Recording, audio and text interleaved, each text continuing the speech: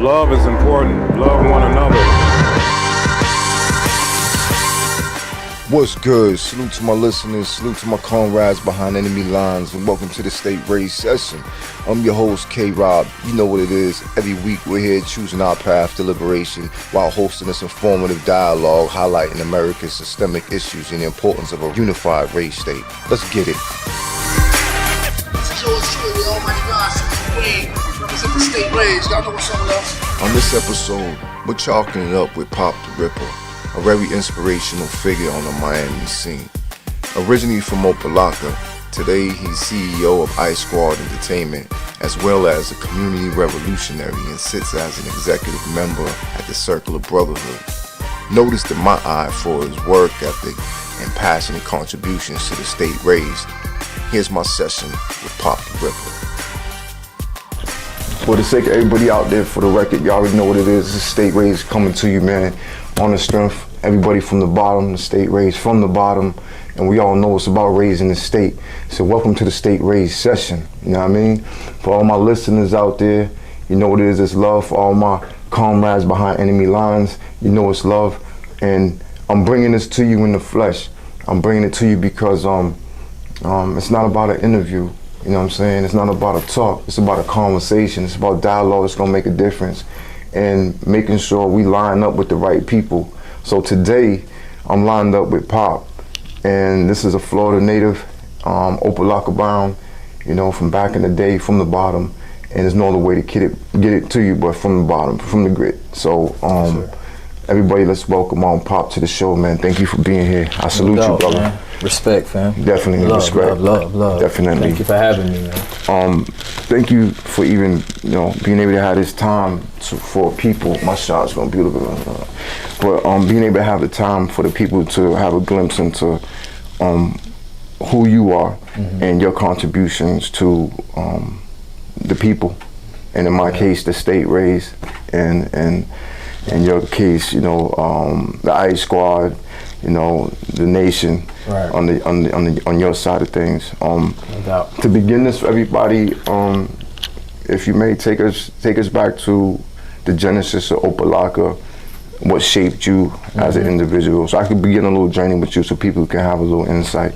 No doubt. So, you know, like I said, born and raised right in Opalocka. My parents, you know, it's funny, like a lot of people have like all these memories, you know what I mean, of their childhood and their parents, but not like, I really don't, because it's like I grew up in a household where it was very secluded from the world, because my mom was like mad religious, you know what I mean? She was really religious, and she didn't allow us to kind of get involved in anything outside the house, you know what I mean? So we couldn't, you know, extracurricular activities, no holidays, birthdays, none of that, you know what I'm saying? Right. Because in that house, like, all of that was evil, you know what I mean? So, which, you know, as I grew up, I realized that's crazy thinking, you know what I mean? You can't just hide yourself from the world, because you miss out on part of your growth and development, you know what I mean, in society. And so, you know, we never really did much as a family except for, you know, going, you know, to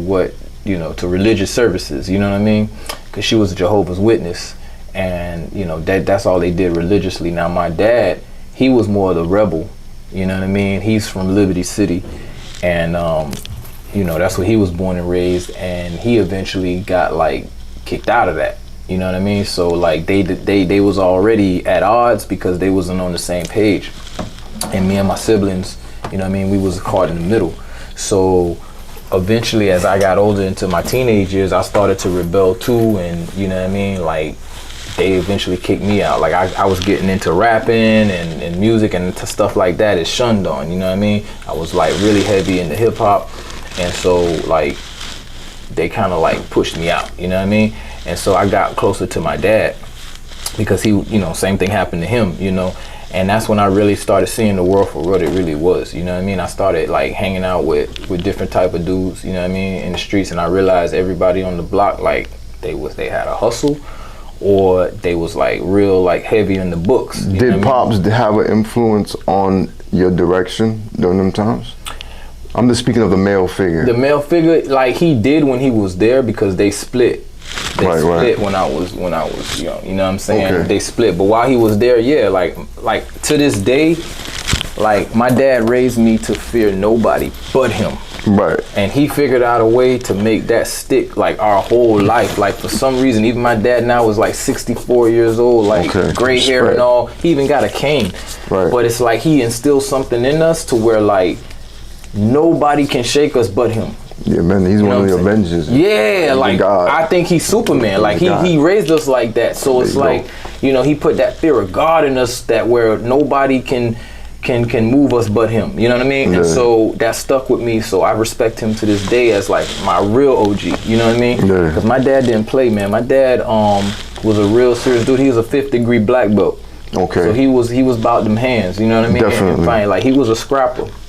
And I guess that's why he ended up becoming a CO, because he liked the fact that he got the bang on dudes. You know what I'm saying? Yeah. Like in there, like he was on that. You know what I mean? Right. He wanted that. He wanted the smoke. Right. And he was in the gym. He was just a heavy like muscle head. You know what I mean? Like you see my dad in pictures, he's like swole. So a lot of the aggression that I had coming up, I know I got from him because my dad was always aggressive. Like my dad didn't really have a soft side. You know what I mean? My mom did, but my dad didn't. Like, you know, I didn't see him really show like that true emotion until like way later in life. You know what I mean? So when they split, you know, they gave my parents gave us a decision like, yo, who you wanna live with? Right. And that for a child, that's one of the That's hard hardest as hell, yeah. decisions. That's Like right. I want to be with both of y'all. You Right. feel me? So I thought about it, and I was like the oldest, and you know, I had my little sister, I had another little brother, but like we have different moms, so he was automatically going with her. Right. And so my sister, my mom, and my mom was moving to Jacksonville. My dad was staying here, and I'm like, dang, she's taking my sister to a whole new place. Her and my sister going to a whole new place they never been. I can't let them go alone. So I said, you know what, Pops, I'm going with my mom. You know what I mean? As like a protector. You feel me? Oh man, but that I can went imagine. that It's went crazy. left, yo. That went crazy. left, yeah. Because once I got up there, I was like, I went off the rails, man. Like I turned into like a monster. Like off rip, I got kicked out of school. Yeah. I got. Was it the change? All the change I going on? think it was the that change, and being the thing about it, see, when you from Miami, it's like city. you carry this like You already know. You already carry know. something with you that like you Right. got to make sure everybody know like you ain't with it. You know what I'm saying? Definitely. And so I went up there with something to prove. You feel me? And like I was ready to test dudes. And so like I came like extra aggressive. And so I was fighting a lot, and at the end of the day, I realized I miss my old boy, you know. But I was fighting a lot, man. There's no way to channel them emotions. I didn't have though. nothing Right, like right, that, right, man. You know what I'm saying? Because I wasn't used to be so far away from my city and from him, and so like I got into a lot of problems, man. And it was one time I ended up even on the run.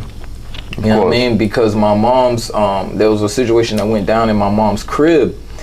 And it wasn't really me, but it was the crew. You feel me? Definitely. Like I was really like becoming like popular, and people wanted to rock with me. So I was having like skip parties at my crib. Right. And one of them just went way left. Right. My mom's crib ended up on the news. Oh, and they was shit. looking for me for like. Mom's trying to She find was. you. She was. Yeah, everybody was looking for me for like a week, but then I ran out of spots. Of course. And I was already on probation from another situation what happened at my school, so I had to show up to this tutoring session in order to avoid doing time. I had to show up to this tutoring session as a part of my my sentencing, whatever. Right. And so they said if I didn't show up, then I was gonna get locked up. That's right. So me being a little bit smart, I said, you know what, I can't miss that. Because Gotta then, line this shit up right. so I went and showed up to the session, and they was waiting for me right there. Right there. So So that's one chapter for you. Yeah, that's one chapter. That was a man. chapter. Yeah, so they caught up with me, but that was the last straw for my mom's, and she told me I gotta go. You know what I mean? That was the beginning of pages being turned. Yeah, man. So when you're a young man, I want to say something though, in response to a point you was making, and the question I asked you about the male figure. Okay, so you have these ages, we have these ages as young men where no matter the situation we're in, we're still transitioning as men. And if you're in a compromised situation and things aren't balanced, you know what you're up against, the elements around you, the environment, So for some of us that do have strong male figures, all right, that are coming from communities that are upside down and struggling, and coming from that source and shit, what is the difference, or do you believe there's a difference from the child that had a father when he came home than the child that didn't have a father? Because we know the kids all ended up in the same place, upstate, behind the wall, in that other yard, either one yard or the other yard, and there's another yard somewhere in there. But you know what I mean? Because you know it creates this other conversation of, in the end, our roles. You know what I'm saying? You can be real, you can this, and be firm, and be from the heart. And the way you described your dad with the utmost respect, that's salute to the utmost. Yeah. You know what I'm saying? I would say he did his job, like it's done. He did. You know what I'm saying? And you take a reflective look and you say, man, you know what I'm saying? For you to acknowledge that and to be able to be just balanced with that, he gave you life, consciousness for you to be everything you is. Right. He did. He wasn't happy about the way my life was going, because that ain't what he was trying to instill in me. But he wasn't there to straighten me out. So she had to send me to him. And you know, by that time, my mind was already stuck on, like, I'm a thug, I'm a thug, like, you know what I'm saying? Like, that period where I was deciding like who I want to be is where he wasn't really there. Exactly, that's where we're going. You know what I'm saying? So now he have to kind of come and correct all that. You know what I mean? Because my dad was a tough dude, but he understood principles. You know what I'm saying? Like, he understood, like, he was big on keeping a job, having a career. You know, he liked the martial arts and all that stuff, but he was more of the disciplinary aspect of it. You know what I'm saying? Is what he really was attracted to, and he believed in being disciplined and wise and smart. So, like, you know, when he came and got me, man, he had to go through a lot to make sure that my record was a sponge, so that I can have some type of future. You know what I'm saying? And so when he brought me back down with him, man, it's like he just expected me to, like, be a man. You know what I mean? But that little pocket of time where I was trying to decide what that meant, he wasn't there. You feel me? So it's like, now my mindset is, okay, I'm following rappers and I'm following dudes on the block, you know what I'm saying, under that. So me and him bump heads a lot on that, you know what I mean? But I respected that male energy, that's you know what I'm saying? So I knew how to, like, cut it out when he was around. Okay. You know what I mean? Because that's important in the household. You know, when that's absent, it's like, it's a free-for-all. Because the young boys don't really know what it means to be a man. Definitely. You know what I mean? They got to try to guess and figure it out. And, you know, the images that we getting now are mostly lies. You know? That's part of the that's part of a big issue, and it's part of our personal issues in which why we're here, and why we do what we do and feel the way we feel about things, with, you know, at the State Raised compound. But to hear you say that it's hitting the nail right on the head.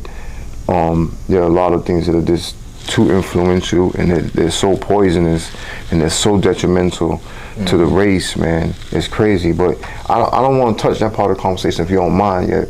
But I do want to segue into, I understand, and for everybody else that's listening, the element which we come from. We're talking about Opalocka.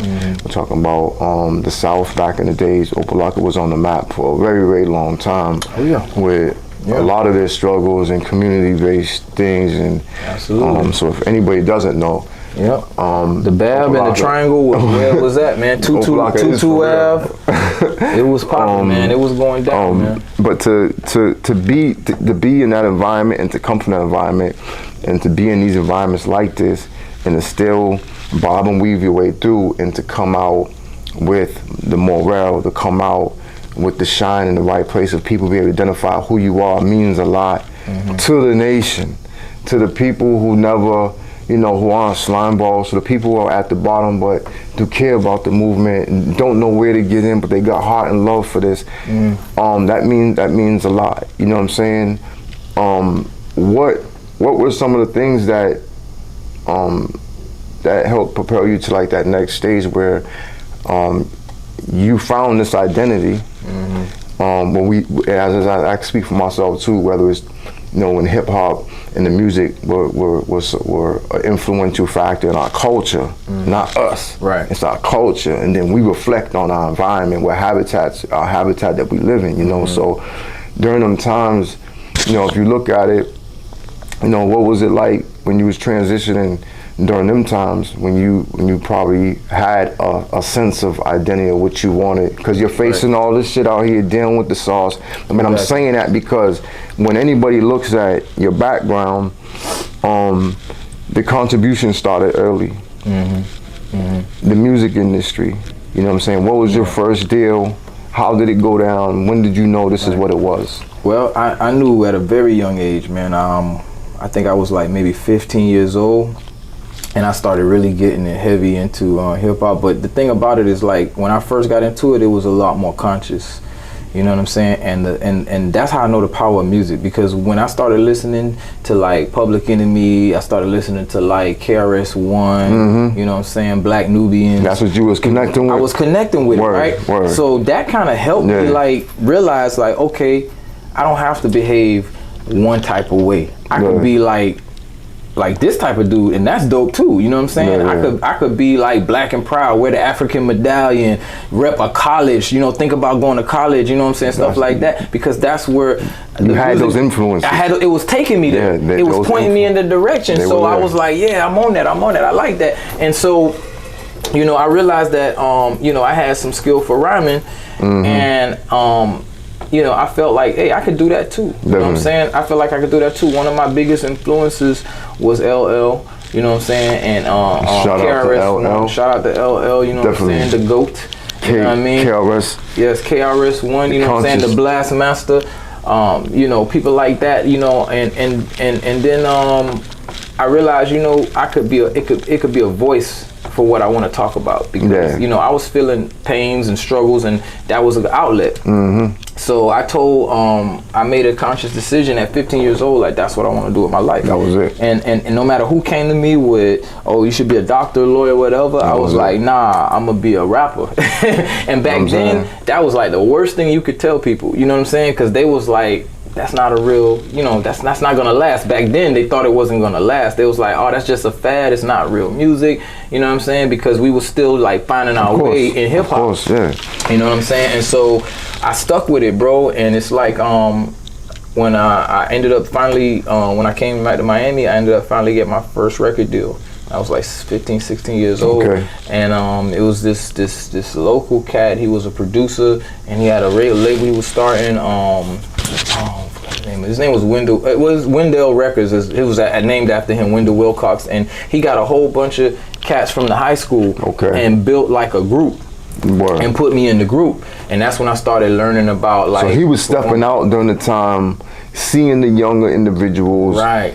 He know he had a set course. He had a plan. He was going to create his ripples in the universe. Because he wasn't an artist, but he was a dope producer. He was making a difference. And he was he was like a Jermaine Dupri type cat. You know what I'm saying? He probably at that time had to be like 30, 31 maybe. You know what I'm saying? You still in contact with him? No.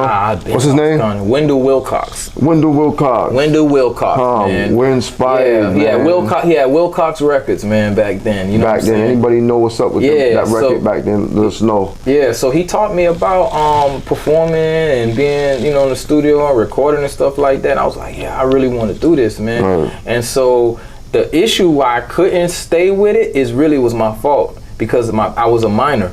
And my parents, they signed a contract, but they had an agreement with him that if I mess up in school, I can't do it. And so I just screwed it all up. The school shit was always a problem. The school was a problem, man. I was getting like, I was rowdy, man, and I didn't take my work serious. You know what I'm saying? Because I just felt like I was gonna blow up. And then that's sometimes it's a bad thing to think that way when you're young and you still gotta develop and learn. You know what I'm saying? Because that made me think I didn't have to do nothing else. And my parents wasn't having that. You know what I'm saying? Then they was like, you're gonna get your grades. You're not gonna flunk out of school and think we finna just let you go make music. It's not going down. Yeah, so that I had to end up dropping out of that, man.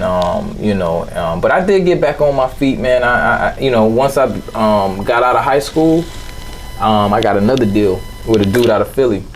So music, once again, you're transitioning through chapters. Music has never went nowhere. Never went nowhere. It was always there. So that was definitely part of the vehicle. Yes. That was the vehicle Definitely right major there. part of the vehicle, man. And you know, it was like a crossroads too, because this was when the gangster rap was kind of coming into the play, like in the 90s, you know, mid 90s. We started seeing more of that. So now it's like I'm like, whoa, okay, hold on, what is it? Am I gonna be a conscious dude, or are we gonna be thugs? Which one? And so because they pushed the conscious kind of like to the back, and they made the gangster rap more prevalent.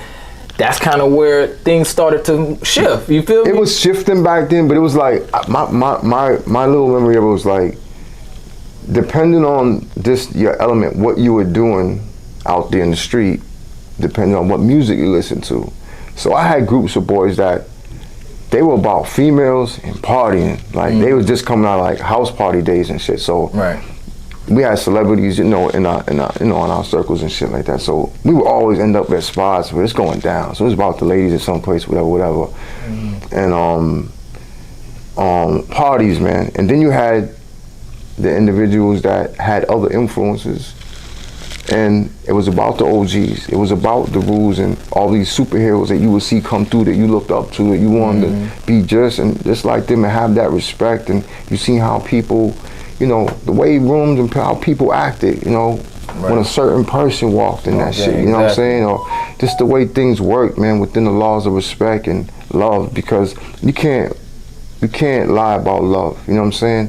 When you're young and you have these influences, let's say the influence wasn't about that. It was more of an influence. Everybody around you was in school. Everyone around you was starting their own fucking LLCs. You would be in a rush to go to Harvard with the same passion.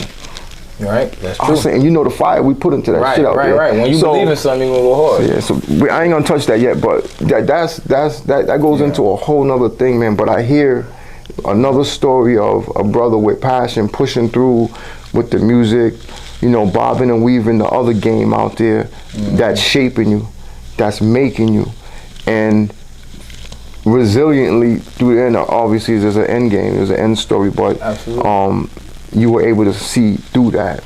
Yeah, absolutely. I learned a lot, man. I learned that, you know, this is something that I was meant to do. You know what I mean? The key was just figuring out, who am I in this? You know what I mean? Who do I want to be? Because I know it was people I was patterning myself after. But who am I? You know what I mean? And I didn't realize that till like late 20s. So from the conscious music, where was the connective in the real realm where you knew standing out on this realm you were going to be different from the next individual out there, brother out there, nigga out there, whoever, whatever it was. Like, I wasn't really woke yet. I just was following where the industry was going. Okay. You know what I mean? When I came in, it was conscious. All right. But it shifted to gangster. I was already a hothead, so it kind of just fit for me. And then I really respected the greats. But like all your music is positive though. Like now it is. No, I'm talking about in this line of what we're talking about. On the conscious side of things, that went back. But all right, where did this change come? That's what I'm sorry, everybody. Where did this change come when you shifted? Because I want the people to know. I'm gonna explain that to you. The change shifted not because of the music. The change shifted because of my life. And that's, my life changed. That's why. Tell me about that. My life changed. So that's what shifted my music. For people that can relate. Yeah, the music was still real hardcore out there. You know what I mean? And I remember I wanted to get on. You know what I'm saying? And I wanted to express myself and be up there with the top dogs. You know what I mean? So I loved like the NWAs and the Tupacs and Big and all the cats that was coming hardcore with it. And I wanted to show I could bounce with them. You know what I'm saying? Like I could bang with them. You know what I'm saying? So I was on that for a little while. But then life kind of like hit me hard, man, because I realized that my mindset was getting me into some real destructive situations, because I started like doing things like robbing, carjacking, you know what I'm saying? Like kicking in doors, home invasion, stuff like that. The real so-called G shit that we do out there. And I felt like it was easy because you're invisible. And it felt so normal. That's right. It felt so normal. And then I had homies that was like on that, you know what I mean? right. And I was the type of dude, like I was the go-to, like, you know, like you had this one cat who's the mastermind. He'll come up with the lick, he'll come up with the plan, but then he know who to go holler at to actually go do it. Yeah, I was the effectively dude that carry the shit out. like I know who'll do that. That's that dude. Papa do it, you know what I'm That's saying? right. Go get Papa Pop, get he'll it do done. it. Here's the plan, blah blah blah. Right. Okay, how much we gonna get? Oh, I'm with it. You know what I mean? Yeah. Or if it was just on some get back revenge, you know, we gonna go roll on somebody. You know, I was that dude because I just, you know, I don't know. I had a lot of frustration in my mind and my heart, man. I think because of the fact that I didn't have a regular childhood growing up with my parents. You know what I mean? So I just figured, okay, this is who I'm gonna be. Right. But then that wasn't really me because when I grew up and I ended up marrying my childhood sweetheart. Cool. You know what I'm saying? Right out of high school. And graduated. Yeah, like when I got out of high school, like I snatched it up quick. You know what I'm saying?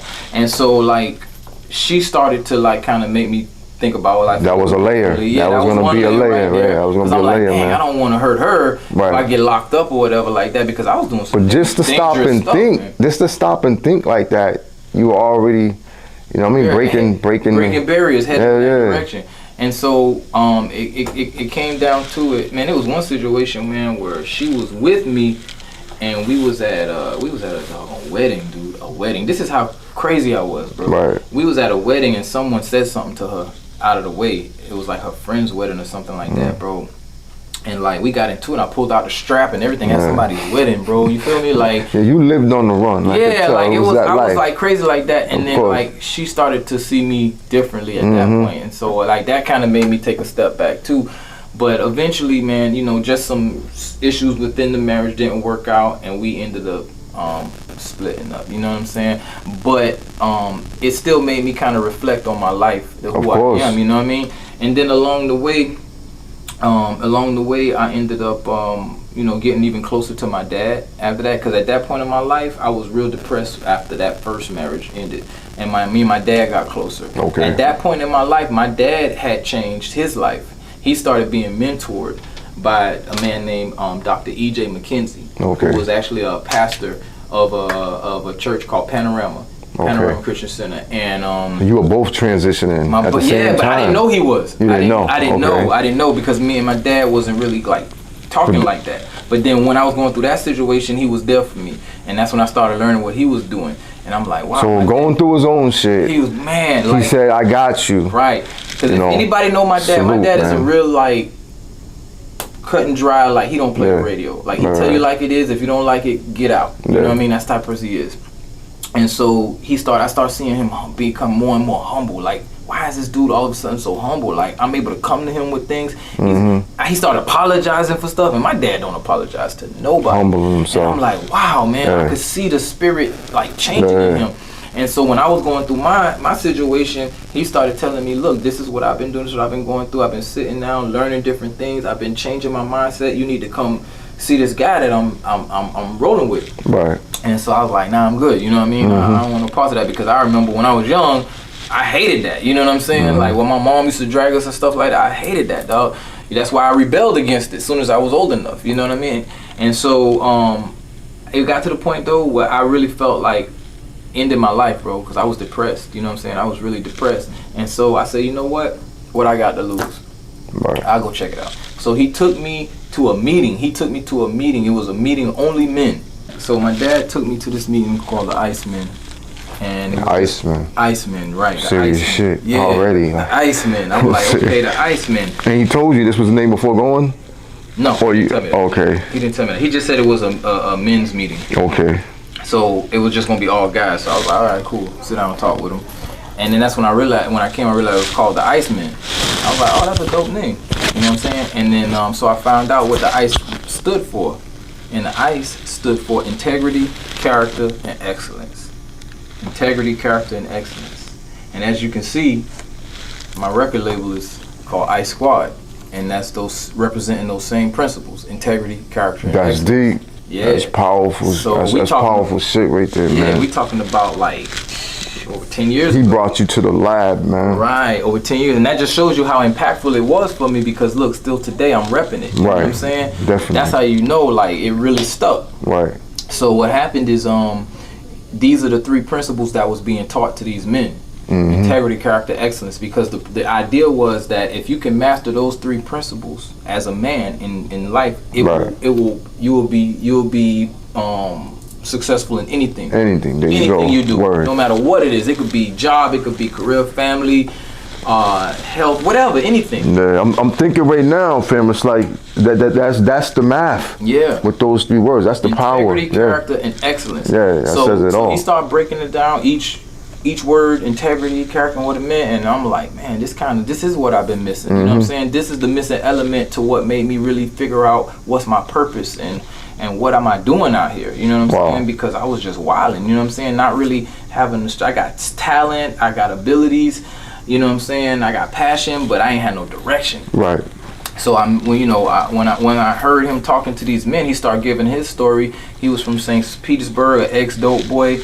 He met a mentor that taught him the principles, and he's now like passing it on. You know what I mean? The things that changed him life. Very successful guy, great family. You know what I'm saying? You know, got his money up. He good. You know what I'm saying? Right. And and so I learned those principles from him, Dr. McKenzie, and I ended up staying like with that whole organization like maybe 8 years. Wow. 8 years, bro. Impact, man. Impact, man. Wow. Here I am today, man, and I coupled it with what I do in the music industry, and that's why now with the music, everything we do is centered around those principles: integrity, character, excellence. That's why the music is positive. Definitely. Because of those principles. That's the nucleus and where that comes from. What I identify with. Listening to your music. Anybody listening to your music knows it's a whole different direction from what's being played out there continuously. This is conscious music. It's educational music. We're talking about music that changes minds the same way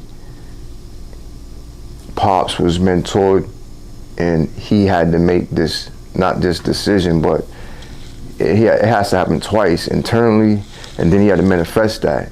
And you was in the real world, you know what I'm saying? So in that same light, everything you doing and the way you rep that, you touching young minds that the same thing is going on. And for people that don't know, like when you're young and you're looking up to people, like motherfuckers are superheroes, man. Like people, this is raw show, man. My content is what it looks. Yeah, you think like this is real. Like we look up to people as superheroes. Yeah. Superheroes. If they tell you whatever, you don't live for it, you're gonna die for it. Right there on the spot. And that's how passionate you know what I'm saying, we are as people, but unguided, you know what I'm saying? Right, guidance. That's the missing element. What we have to offer, unguided. So channeling this energy, channeling this, obviously this consciousness, and being able to put it on your back. State Razed salute you on. I personally salute you on, and I know people like you are making a difference. And I say because you're one of the real individuals out here. All right. Appreciate now, that. Yeah, it's in everything you do. And before I segue into something else, which is extremely deep, we could come back on that. But in everything you do, one thing about people that are doing, it's not easy because you just exist. So it's always just about manifesting self, you know what I'm saying? And when you look at people's actions and their movements, and in this case, you know, look at in the digital world, in the physical world you're doing, anybody that looks in can see. And I just want to speak on a couple of things, you know, myself. You know, the Icesquad Entertainment, obviously you're changing lives, introducing your music to people, you know what I'm saying, producing, touching the community for years in that sense. Yep. And very long time too. Yeah, man. And connecting with other artists out there who have that same awakening. You know what I mean? That they want to use their gifts and talents to, you know, to uplift and to, you know, to build up their community. Yeah. You know what I mean? We always trying to connect with artists like that and produce them. But now where you outshine a lot of other people is this, even in your write up or anywhere anybody looks at, they're gonna see the community revolutionary. They're gonna see the title. You know, that's the difference. You can, people can rap about some shit and you can put in your music and all that, but when you take the title as the revolutionary, you know, when you raise that fist, when you're standing shoulder to shoulder with brothers and making that difference and creating the ripple effects, that's real. Yeah. That's real. So, and your title with things, the community revolutionary, man, it's like the community revolutionary executive member of the Circle of Brotherhood. Tell us a little bit about that chapter and how you cross paths there. Right. So you know, I was already out here with Icesquad trying to make a difference through the music in the music industry. You know what I'm saying? It was all about raising up the consciousness of our community and our people. So I met one of my partners, Anthony Durden, through an event, a concert or something like that, and he was already a member. Okay. You know what I mean? I didn't know about the Circle of Brotherhood. You know right. what I mean? I thought I was just out here by myself trying to do that type of work. You know what I'm saying? I didn't know nothing about that. And so when he saw what we was doing with Icesquad, he was like, man, you know, you'll be a good fit for the Circle of Brotherhood because, you know, we're Let's connect. Yeah, he's like, our motto is black men solving our own community problems, which is still our motto to this day. And awesome. I was like, yeah, that's dope. That's what I'm trying to do. You know what I mean? Right. So it was just as simple as me coming to a meeting, checking them out, listening to what they're doing. And then I realized, man, I'm not alone out here. You're alone. There's a lot of kings out here that's really like on whole nother vibe, a whole nother energy, you know what I'm saying, other than the recklessness, you know what I'm saying? And these are dudes who got past, you know, these that they done did bids, you know what I mean? Some of these was the killers. They was the big dope boy, you know what I mean? Some of them just coming home, you know what I mean? And so, but they all came together for that one common goal, which is to uplift our community and be the leaders in our community that the community has been missing because it's mostly been women holding us up. That's what right, I'm saying? for a very long time. For a very long time. So now it's like the Circle of Brotherhood is here to like take our rightful place. You know what I mean? And one thing that the Circle of Brotherhood pushes more than anything is human transformation, self-accountability. You know what I mean? To like start with you. That's right. And then you can help your community. You know what I'm saying? That's a very strong point. Yeah. Very strong point. So in those meetings, it wasn't so much about everybody else. It was about how can we better ourselves first, so that we can be good for everybody else. You know what I'm saying? And you thought you was by yourself. I thought I was by myself, man. But it's like I'm like, yo, it's like a whole army out here. Word. You know what I mean? And these guys that have been putting in work, it's a lot of them are like OGs, man. Like it's cats in there, man, who was actually like gunning for each other at one point. You know what I'm saying? That's but the now power. they're brothers. Yeah. That's the power of it. Looking at community based people that are from their communities and have found a way to unify and represent something other than what they have in their past. That's the overall. That's the goal. That's the purpose. I'm gonna articulate a little bit different, but in this sense right here, the way we connect with other people in their line of what they're doing is very important. And when it happens, to me, it happens for reason, man. Everything lines up, it happens for reason.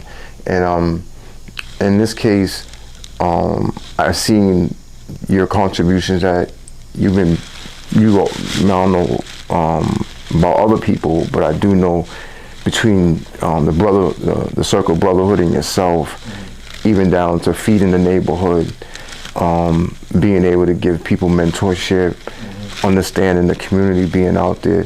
I salute you, and I salute you on that. And a lot of people, they're there, but they're there through a screen, donations through here, through there or something, but nobody knows when somebody's really fucking hungry, you know what I'm saying? And when people just lost a family member or a child. Right, unless you out there like connecting and talking with them, you won't know most of the time, you know what I'm saying? That's where I seen you at, and I didn't know how much of that was your element. The more I looked at your movement and seen what you were doing, I knew you were from the bottom and you were for real about what you do. And with State Raised, from me to you, I just want to say that's where we line up with the stars, is because the bottom is all we knew, and we were never exposed to nothing else besides that. However, planted within all of us is this spark, you know what I'm saying? And that spark continues on through the DNA, and it's through the code. state raised comes from the bottom, solitary confinement, the bottom, where you just sit, you know what I'm saying? During my years of forming the state raised voice, it started as a newsletter on the inside, and a voice for people that were dealing with the conditions of incarceration, right. From the abuse part of it, to the inadequate medical care, right, to just the straight mob deboing of the commissary world, you know what I'm saying, the finance and what they would do to us and our families. Right. Cheap labor. So in there, once you sit down and you come full circle with who you are, depending on where you're at before you go in. But a lot of us are just filled with fire, and this octane. So for me, myself, when I went in there, I had my times, and it was, I didn't know how to read when I first went to prison. I wasn't educated like that, but my mind was always seeking. I'm always like, going. So I picked up, I knew how to read, but it was there's a comprehension side of reading that we don't understand. So started getting into the reading, started doing a little bit more, and that's with the wilding out, like shit that comes with it. But what I found out was that like yourself, I gravitated towards Nat Turner's books and Huey Newton's shit, and Bobby Seals. Yeah, and I knew my dad had his connection to certain things in the 60s and certain things like that, but it was a whole nother passion. But state raised was formulated behind the wall in those territories, man, and it became physical like all the time. And from the gas and to the abuse to the beef, and it's just back and forth. It becomes an all-day thing, every day, every year, and it never stops. And it's a way of life. Yeah. You know what I'm saying? So a lot of I always had, and we have your issues in prison, whatever, but I have more issues with the administration in there. I clash more with the administration in the COs. Then because of the treatment, and because I was just I started reading, and I started understanding the opposite when I came within a certain radius of it, you know what I'm saying? We're still human beings. We're dealing with love. We're dealing with compassion as people.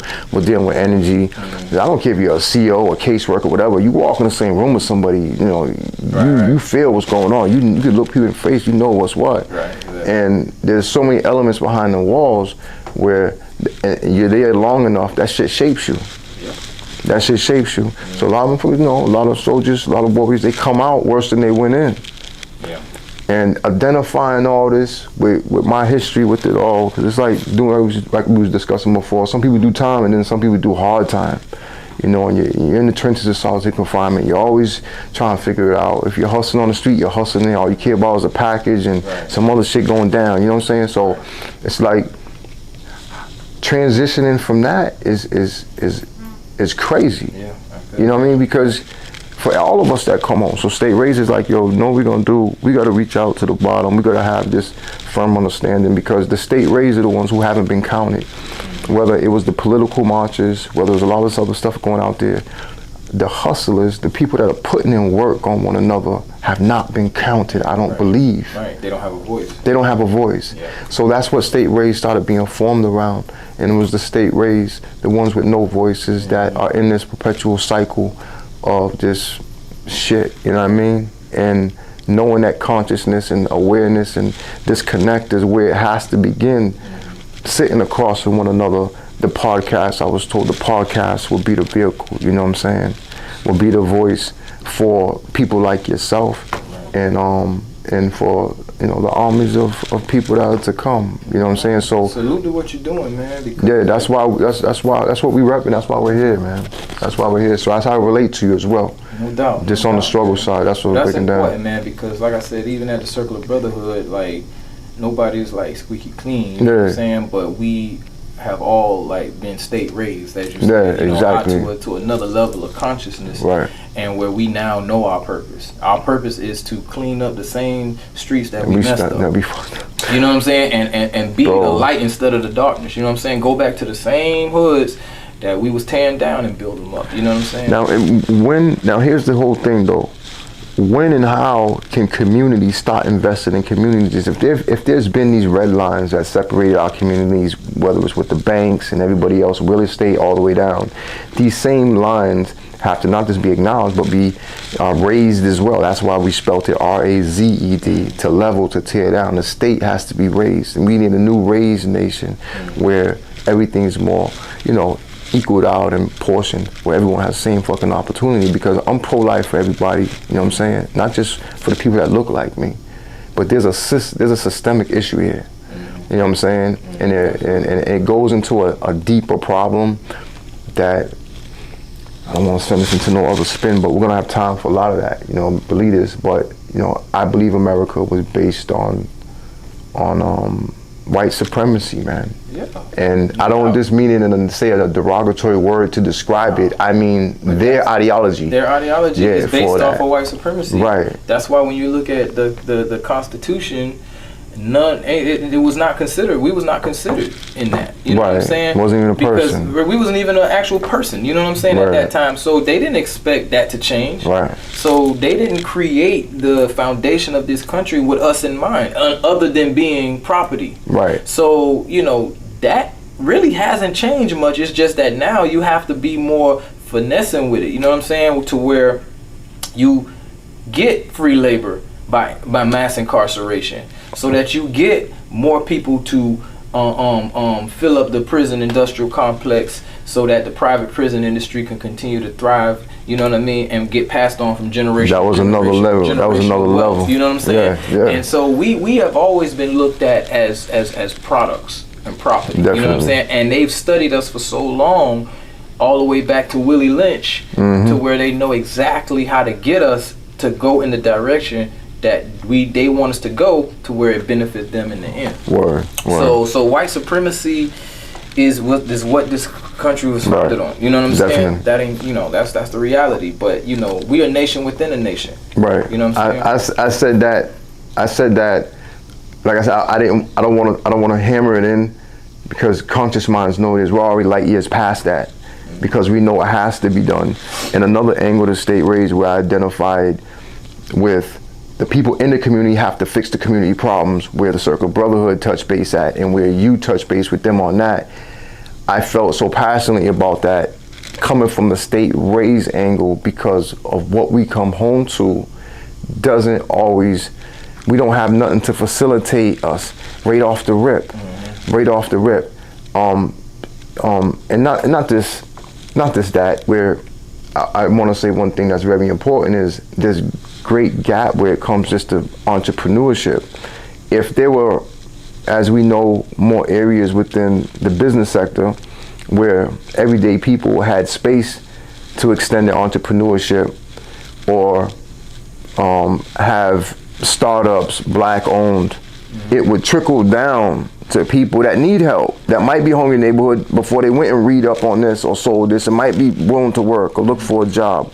So there's an area within the communities where this problem exists, because people, and I'm trying to keep track of what I'm doing here, and I could even cue this up and have cards and shit, but I don't be on that. I did it, and I started doing it for a while, and it was cookie cut, and it's fake. You know what I'm saying? Certain things is here with me. Right. And I can have my phone like this or whatever on certain, to have a topic or whatever, angle of conversation, but not a topic, not when it comes to real talk, you know what I'm saying? So in this sense right here, where we're coming from is a sense of community that has to do with the economics and how communities work. If you have companies being born every day, we have companies being born, ideas, it starts with the ideal, companies being born every day in our community, and they're supported by angel investors, you know what I'm saying, and venture capitalists that want to buy startups and propel them in the right direction, then let them go public, our communities will be a different place. So what we need right now, I believe, is an exchange of resource. And that has been part of my narrative with State Raised, And this exchange of resource has to be bold and firm. You know what I mean? There has to be an investment and an exchange of resources with the people in our community. Right. I'm here today to make a point on that to you. From me to you, from hungry people that I know, the hungry people where you're from, you know what you know. There has to be this exchange of resources. In which ways? And we're speaking about entrepreneurship. We know about local businesses that thrive in our community. We know where we go spend our money. We just don't own these places. So in my case, it was like, well, how do we take the community back? So you have to have this transition where resources are exchanged. So taking it back, you have this physical component to it though.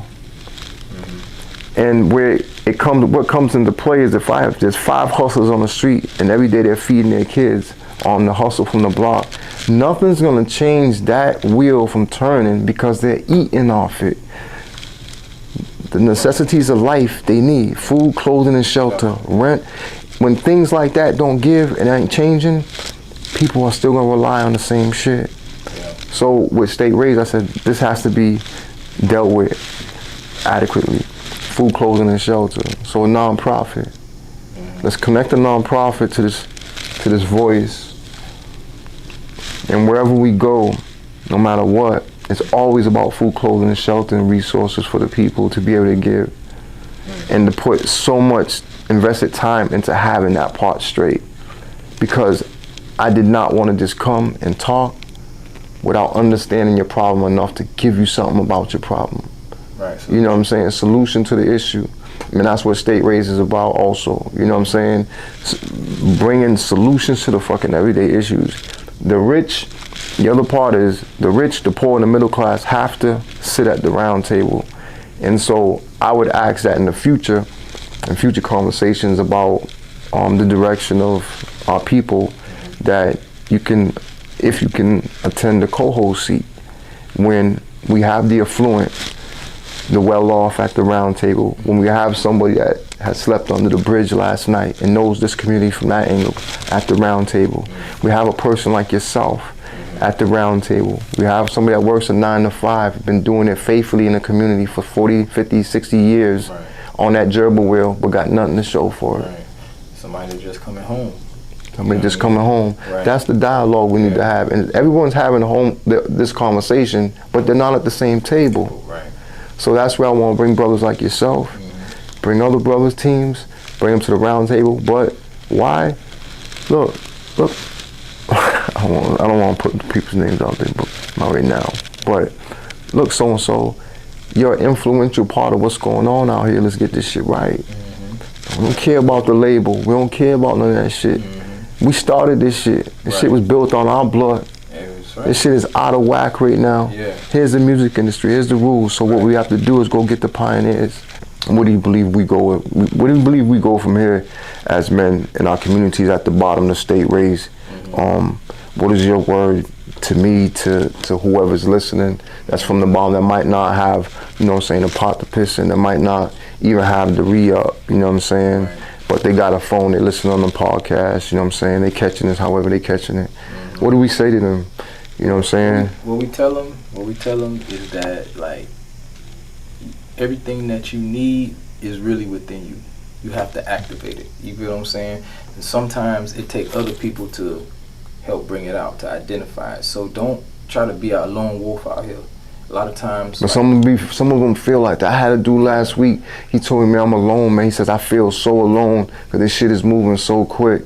You know what I'm saying? He's speaking of the young generation, but he's speaking of the people he's trying to get in with that ain't giving him the opportunity because he's 20 years behind. You know what I'm saying? It's like, yo, it is what it is, man. I think we need a base for people to physically be, you know what I'm saying? And we need to make a base every day, a place that's accessible to people. You know what I'm saying? Like every community needs to have this base. You know what I'm saying? That's where the nonprofit coming in. I want to work with brothers like yourself to be able to grab the community properties and turn them into resource places of resource, you know what I'm saying? And for people coming home and needing that mentorship. Because if they're getting what you have to offer, anybody looking at your journey and seeing where you've come from and seeing your direction right now, how the people look up to you, you know what I'm saying? You can walk through the community. I told you, I speak to people that know you, and they're not in the music game. They're not revolutionaries. Right. But they're everyday people that know your name. You know what I'm saying? At where I went to get educated on a home buying program, there was a lady there that mentioned you to me in the movement and stuff like that. You know what I mean? So it's like these ripple effects are real, people are real, you know what I'm saying? No doubt. For those individuals out there that I know that in the sauce, that waking up to just, you know, that shit. I want to be able to just be something different, you know what I'm saying? Just to hear this, but be able to say, yo, show up. Right. You know what I'm saying? What ideal do you have for a startup business? I don't care if it's a car wash outside a little store where they lock off the parking lot. I don't care if it's a storefront, if it's something. So every community I hit, I just want to create a LLC. I want to create a nonprofit. And I figured if you can get 15 people on the block to drop that and say, all right, now y'all 15's a LLC, you incorporate it, then we could flip it like that on. Right. Because people will, corporate America will pay you just for dropping that. The community will make resource accessible to you just for making that transformation holy, like saying, yo, look, this is our block now, this is our hood. But tomorrow, we're gonna be loved by our hood. It's gonna be ours still, but tomorrow we're gonna be loved by our hood. And this whole different momentum, like, you think you're loved now, you think you know people fearing you and love now, turn this wheel to love and watch how people gravitate, watch how shit, if we could convince people of that, and you have to be able to say, all right, and I'm going straight for them,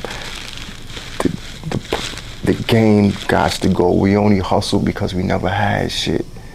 Our people's only hustle, and that part is where we got to dig back up this game perspective and reintroduce and say, hold on, everybody got this mess up. We ain't gonna talk about that. But it was supposed to be this, which was an illusion. It comes from the struggle. Right. And we can take them to the CIA Contras, we can take them back to the early 80s and Pablo Escobar's involved with the CIA, FBI, and all these people. We can do all that. But it's to show them that this shit is not a game. This is everything you see out there in that flash shit is meant just for you to eat from that table, man. And it's tearing our people down. Absolutely. So to denounce that shit, man. And I ain't gonna call no names out now, but eventually, like I'm you know, I have my purpose and I have my angle with certain people that have been influential, because for our time they were people too.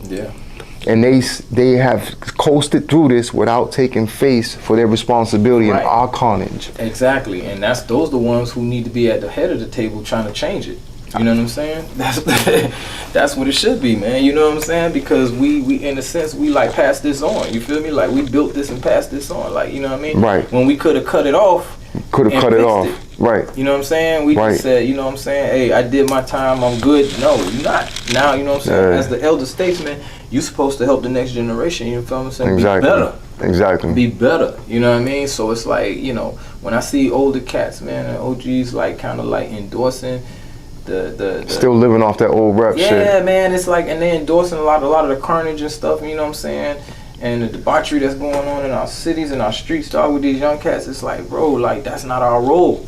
You know what I'm saying? Our role is to show them, like, the mistakes we made and how to better ourselves. So that's where we're lost in it. Right. And they're not identifying it. You can still have that space to be that guy in whatever you want to reproduce without the other shit. And the big ups gotta take responsibility. We just have to chop them down to the leg. That's all. That's all. That's what it has to be, man. I salute you on that, man. I salute you. Pop. And everybody out there, salute Pop for being with us today, man.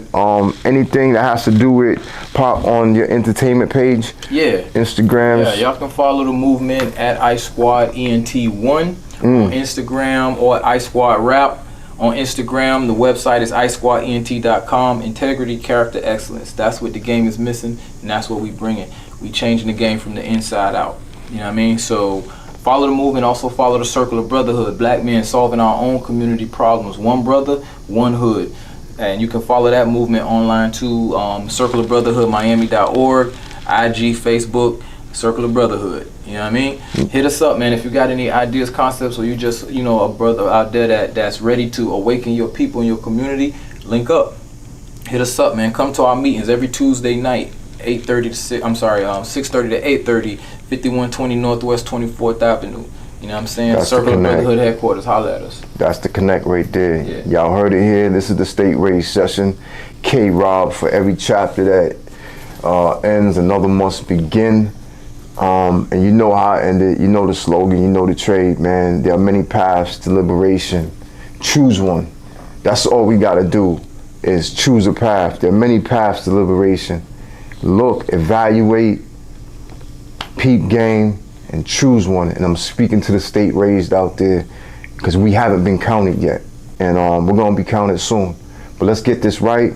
Thank you for everybody, you know, tuning in and show the support at thestateraisedsession.com. You know what I mean? And we'll be in your backyard, your neighborhood next. You know what I mean? Because this is a pull up anywhere. But the eye to eye can pull up anywhere, anytime. So do the call-ins. And we'll salute you. We'll see you on the next ride. Peace, love. On the next one. What's up, brother?